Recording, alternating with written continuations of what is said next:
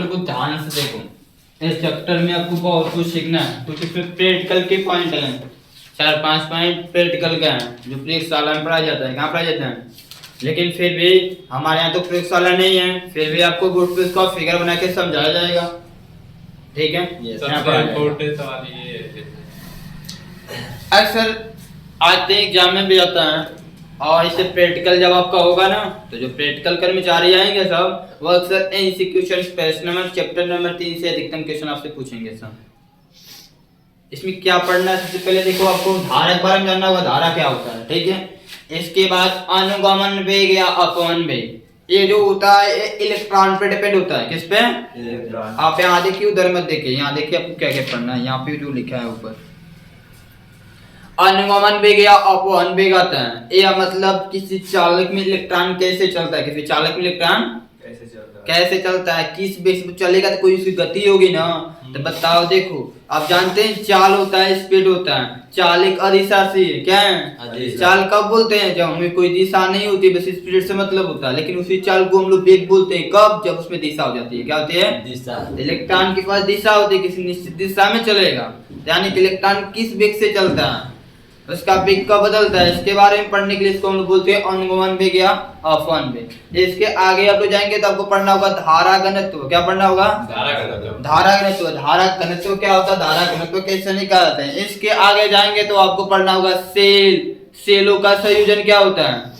उसमें आप लोग जाएंगे तो टर्मिनल वोल्टता क्या होता है, सेल का विद्युत बल क्या होता है, आंतरिक प्रतिरोध क्या होता है। इतना नहीं, इसके आए तो ओम का नियम, ओम के नियम का सत्यापन क्या होता है, प्रतिरोध की निर्भरता किस किन की बातों पे होता है।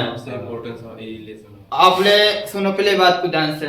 इतना नहीं तो आप लोग पढ़े होंगे, पीछे पढ़ चुके हैं कि प्रतिरोध के चालक तार पे निर्भरता होता है, अनुप्रस्थ काट के क्षेत्रफल होता है। ताप के बारे में नहीं पढ़े हैं, यहाँ पे टेम्परेचर के बारे में पढ़ना है। ताप पे किस तरह निर्भर करते हैं, डेरिवेशंस करना है आपको। इसके बाद आप जाएंगे इसके आगे तो आपको मिलेगा मीटर सेतु। मीटर सेतु प्रयोगशाला में आता है। इसके बाद आपको मिलेगा हीटस्टोन सेतु मिलेगा। उसके बाद आपको मिलेगा किरचॉफ का नियम मिलेगा, समझ रहे हो। तो उसके बाद मिलेगा विभवमापी मिलेगा। इतने सारे चीजों पढ़ने के बाद निष्ठ में 3.2 में दिया उस सब। ठीक है, इतना सब पढ़ने के बाद चैप्टर खत्म होगा। जैसे सेलों का समांतर क्रम से पढ़ते हैं, अरे प्रतिरोध का समांतर क्रम, प्रतिरोध का श्रेणी क्रम ना, उस तरह सेलों का समांतर क्रम संयोजन, सेलों का श्रेणी क्रम संयोजन पढ़ना होगा। उसके लिए टेस्ट सवाल लगाना होगा, समझ रहे हो। हाँ बोलिए। कह रहे हैं कि पहला चैप्टर में से कितना नंबर आता है, पहला बुक में से?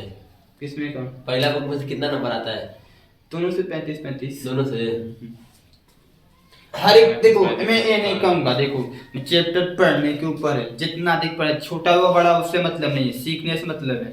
हर एक चैप्टर से समान नंबर आते हैं, ठीक ना। हर एक चैप्टर से जो ये आप ही को मैं बोल दो 70 नंबर का पेपर बनाना है, और 2 इतनी मोटी किताब है, कहाँ से कितने क्वेश्चन देंगे बताइए।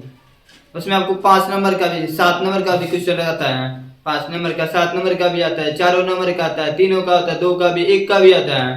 तो बताओ किस हिसाब से बनाओगे। 20 नंबर तो उसी तरह एमसीक्यू एमसीआर हो गया, बहुविकल्प भी हो गया। अब बच्चा 50 नंबर क्यों नहीं, हिसाब से बताओ। और एक लेसन से क्वेश्चन भी देना है, पूछ लीजिए यहाँ पे। तो ये टॉपिक्स नहीं छोड़ना, हर एक पॉइंट को पढ़ना है, एग्जाम्पल के साथ पढ़ लीजिए, सीखते जाइए, जानते जाइए, आपके लिए होगा। आओ चलो देखते हैं विद्युत धारा क्या होता है। विद्युत धारा, ठीक है, इसको हम लोग क्या बोलते हैं, इलेक्ट्रिक करंट होता है। ठीक है, तो आप लोगों ने सुना होगा इसकी परिभाषा, आवेश प्रवाह की दर को विद्युत धारा कहते हैं। आवेश प्रवाह की दर को विद्युत, ठीक है। दर का मतलब होता है समय, दर का मतलब क्या होता है, समय होता है। क्या होता है, समय होता है। ठीक है, एग्जांपल से अच्छी तरह से लिखते चले आप समझते जाना। ठीक है, आवेश प्रवाह की दर को विद्युत धारा कहते हैं। ठीक है, क्या कहते हैं, आवेश प्रवाह की दर को विद्युत धारा कहते हैं। अब यहाँ इसकी क्या करना है, आपको धारा को I से दिखाते हैं। I बराबर क्या होता है, तो आवेश प्रवाह Q/T, Q/, ठीक है। आवेश प्रवाह की दर को क्या बोलते हैं, धारा बोलते हैं। इसको आप ऐसे लिख सकते हैं, आपको पता होगा चूंकि Q बराबर होता है आई थी N, Q बराबर होता है N, N, तो Q के स्थान पे क्या लिख सकते हो N upon T, N upon कितना कितना बस समझे। अब यहाँ से करें विद्युत धारा का मात्रक, विद्युत धारा का एम्पियर होगा। मात्रक, तो मात्रक लिखना है तो पहले फार्मूला से देख के लिख लो। मैं तो बोलूंगा कहीं आपको हमेशा एम्पियर ही दिखाएगा, लेकिन फार्मूला क्या कूलम प्रति second coulomb second inverse, coulomb second inverse, या फिर आपको पता है कूलम प्रति सेकंड लिखेंगे, सेकंड नीचे होगा, नीचे से उसको प्लस करो इनवर्स में जाएगा, किसमें होगा, या फिर एम्पियर होता है, या फिर एम्पियर का प्रतीक क्या होता है, एम्पियर होता है, ठीक है एम्पियर। इतना कर सकते हैं। अब मैं आपसे पूछूं कि ये डेफिनेशंस को और थोड़ा सा और किस तरह से बोल सकते हो, जानो तो कितनी तरह से बोल सकते हो, कितनी जल्दी सकते हैं, सब कुछ सीख लोगे इनसे, ठीक है। यहाँ पे जितने बता रहा हूँ मैं उसको ध्यान से सुनते जाओ, समझ जाओ। अरे शुरुआत से एक एक पॉइंट एक एक जैसे डेली जैसे पढ़ा जा रहा है, हर एक चीजों को समझते जाओगे, छोड़ कर नहीं पढ़ाना है, एक तरफ से पढ़ाना है, ठीक है। और उसमें क्या करें, कोई छूट जाए तो छूट जाएगा ऐसी किताब में से, लेकिन एक तरफ पढ़ना है। हाँ एक दिन में असर नहीं करोगे तो क्लास का आगे वाली क्लास का मजा नहीं ले पाओगे, मैं बता रहा हूँ। अरे एक ही नहीं पढ़ो, जो कल आएगा उसको कोई मतलब नहीं, उसको नहीं समझ में आएगा, मैं तो बोल सकता हूँ उसको नहीं आएगा। अब यहाँ से क्या करना है, यहाँ पर आपसे लिख सकते हैं, यदि मैं बोलूँगा आपसे कि आप new definition of electric current, यदि आप बताओ इलेक्ट्रिक करंट विद्युत धारा का, मैं आपको नई दूसरी परिभाषा लिख सकता हूँ, तो कैसे लिखेंगे, कैसे लिखेंगे, बोलते हैं ना एकांक समय में किसी किसी परिपथ में एकांक समय में जितना आवेश प्रवाहित होगा उसे क्या बोलेंगे, उस परिपथ की विद्युत धारा कहते हैं। बोलते हैं ना ये धारा आवेश कहाँ प्रवाहित हुआ, किसी चालक में ही होगा, किसी परिपथ में ही होगा, यदि किसी परिपथ में या फिर यदि किसी चालक में एकांक समय में, एकांक तो एकांक समय क्या बोलेंगे, जब यहाँ मान लेंगे लेट मान लिया t बराबर 1 सेकेंड, t बराबर तो जब t का मान मानेंगे तो i का मान किसके बराबर हो जाएगा, i का मान किसके बराबर हो जाएगा, होगा नहीं होगा। तो यहाँ पर बोलना पड़ेगा, क्या बोलेंगे कि यदि किसी परिपथ में, यदि किसी परिपथ में एकांक समय में, एकांक, अब इसको एकांक लिखो चाहे इकाई लिखो, चाहे एकांक लिखो चाहे इकाई लिखो, एक नहीं लिखेंगे, क्या लिखेंगे, एक सेकंड लिखोगे, लिख लो नहीं अच्छा लगेगा, फिजिक्स में इकाई एकांक बोलते हैं, ठीक है। एकांक समय में, एकांक समय में प्रवाहित आवेश के मान को, के मान को उस परिपथ, उस परिपथ की विद्युत धारा कहते हैं, विद्युत धारा, ठीक है। कोई प्रॉब्लम, मैं आपको क्वेश्चन दूं, एक क्वेश्चन देना चाहता हूं, क्या आप अपना माइंड लगाकर उस क्वेश्चन का आंसर दे सकते हैं। अरे मैं आपसे पूछ दूं, आप मुझे बताओ एक एम्पीयर की परिभाषा, एक एम्पीयर की परिभाषा, एक एम्पीयर की परिभाषा क्या आप दे सकते हैं। मैं आपसे क्वेश्चन पूछा, आप मुझे एक एम्पीयर की परिभाषा दे दीजिए, एक एम्पीयर की, क्या आप मुझे बता सकते हैं एक एम्पीयर की परिभाषा क्या होगी, बताइए।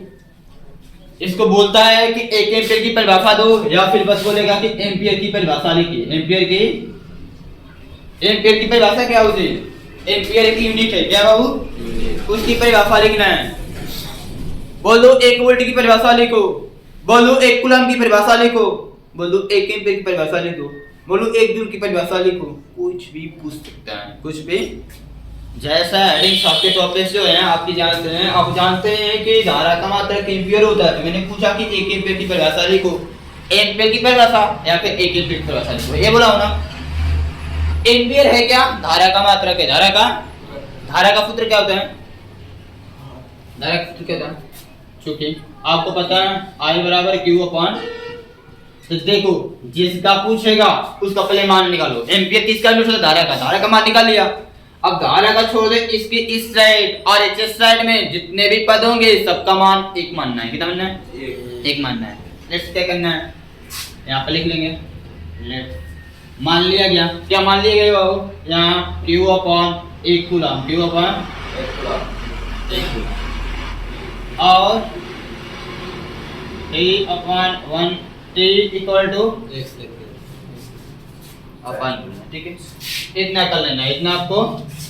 इसके बाद तो यहाँ पे क्या हो जाएगा, I इक्वल टू 1/में 1, यानी I बराबर 1 एम्पियर, I बराबर 1 एम्पियर, I का मान 1 एम्पियर के।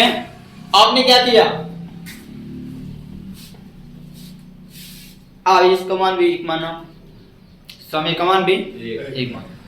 मान क्या होगा 1, इसको बोलेंगे कैसे, 1 एम्पियर हो गया, बोलेंगे कैसे, यदि किसी परिपथ में प्रति सेकंड, यदि किसी परिपथ में प्रति सेकंड 1 कूलम आवेश प्रवाहित हो, यदि किसी परिपथ में प्रति सेकंड 1 कूलम, प्रति सेकंड 1 कूलम आवेश प्रवाहित हो, तो उस परिपथ में प्रवाहित विद्युत धारा का मान 1 एम्पियर कहलाता है या फिर 1 एम्पियर होता है।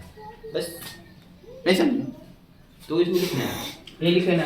यदि यहाँ पे ऐसे, यदि किसी, चाहे परिपथ लिखो चाहे चालक लिखो, चाहे परिपथ लिखो चाहे, यदि किसी परिपथ में, यदि किसी परिपथ में प्रति सेकंड 1 कूलम आवेश, 1 कूलम आवेश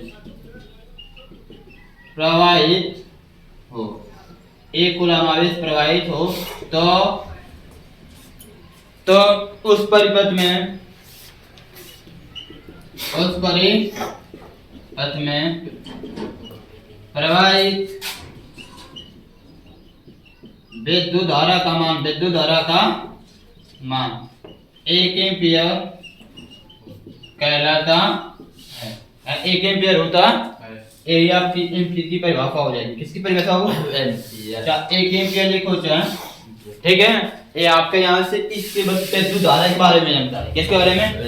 अब इसके नेक्स्ट हेडिंग्स आपके हैं, आपके इसके नेक्स्ट हेडिंग है अनुगमन वेग या अपवाह वेग, अनुगमन वेग या अपवाह वेग, जिसको हम लोग बोलते हैं ड्रिफ्ट वेलोसिटी, वेलोसिटी, ठीक है। ये क्या है, अनुगमन वेग, अनुगमन वेग या अपवाह वेग, इसको हम लोग बोलते हैं क्या बाबू, ड्रिफ्ट वेलोसिटी, ठीक है। एक टोटल इलेक्ट्रॉन पे डिपेंड होता है, किस पे, मतलब इलेक्ट्रॉन के बारे में जानना है, किसके बारे में, इलेक्ट्रॉन किस तरह चलता है, किस तरह कार्य करता है, क्या करता है, क्या नहीं करता है, कैसे क्या करता है, सब अपवाह है सर, वो अपवाह नहीं, अपवाह है। अनुगमन होता है, अपवाह भी बोलते हैं, ठीक है। ये बताइए। हाँ जी, अपवाह भी बोलते हैं, मैं क्या कर रहा हूँ, अपवाह भी बोलते हैं, क्योंकि इसको पढ़ेंगे ना। अपवाह का मतलब क्या होता है, झूठी बात फैलाना, झूठी बात, तो ऐसे हटेंगे में से पता झूठी बात फैलाया जाएगा। अपवाह लिखिए, अच्छा अपवाहन, अब इन्हें हुए, ठीक है, दोनों बोला जाता है, अनुगमन बोला जाता है, अपवाह भी बोला जाता है, अपवाहन भी कहा जाता है, ठीक है। ये साल इसको इंग्लिश में क्या बोलते हैं, ड्रिफ्ट वेलोसिटी, ठीक है। अब यहाँ से आप चैप्टर खत्म है, बस इसको यहाँ से, इसको हेडिंग से शुरू करना है, इसको नोट करो जल्दी से।